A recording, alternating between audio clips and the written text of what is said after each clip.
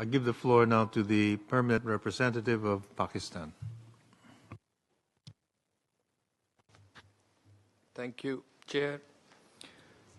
We would like to thank the Secretary General for his detailed report, and we commend the role played by the Secretariat in promoting the rule of law at international and national levels, and also for strengthening the administration of justice within the organization itself.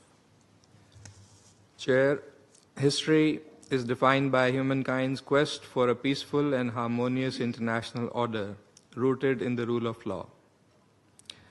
Rule of law indeed is the bedrock of human civilization and a force multiplier for socio-economic growth and prosperity. It is indispensable for the maintenance of international peace and security, advancement of multilateralism, and for the attainment of Agenda 2030. As the world grapples with increasingly complex challenges, the significance of rule of law has gained greater relevance. It is in this backdrop and it is regrettable that we are witnessing flagrant violations of international law and established international norms by some. Peace and security is under threat from military provocations, aggressive designs, and illegal actions, including holding in abeyance of international treaties hitherto regarded sacrosanct.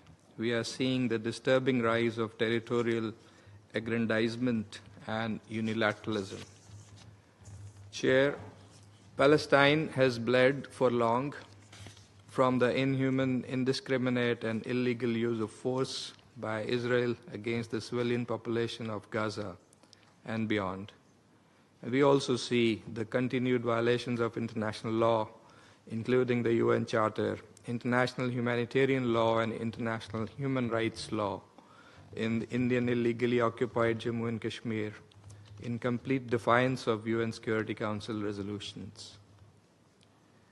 Application of rule of law in Palestine and Kashmir entails an end to the decades-long occupation in both cases.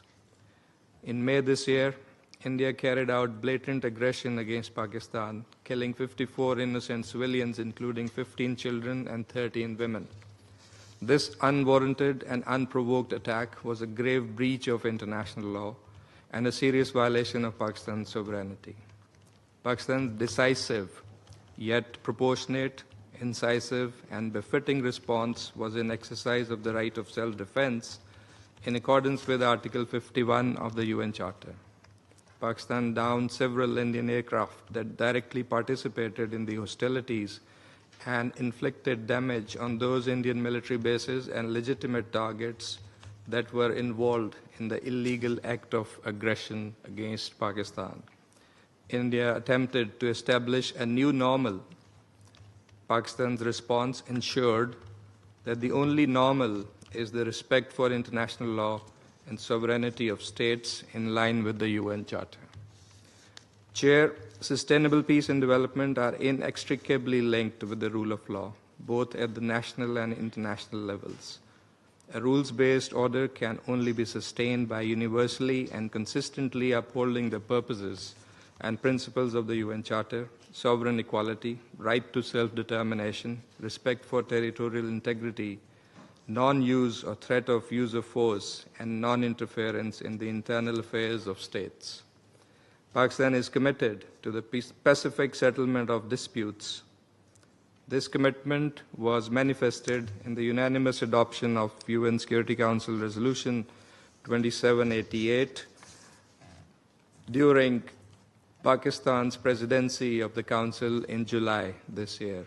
UN Security Council resolutions are also part of international law and impose binding obligations on member states. Their implementation must be ensured in all cases.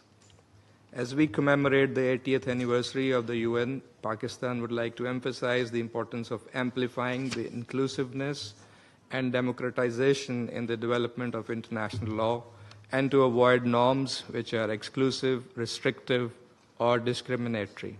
As an ardent advocate of multilateralism, Pakistan reaffirms its unwavering commitment to international law, including the Charter of the UN, and desires to work with member states to reinvigorate the multilateral system to tackle the challenges of our times.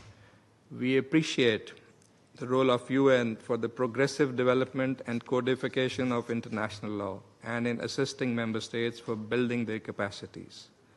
The commitment we make to strengthen and advance the international rule of law will be a lasting legacy for posterity.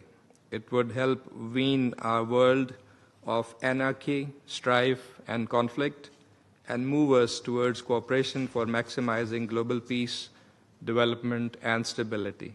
Pakistan will continue to support all such efforts with the commitment and seriousness that it deserves. I thank you.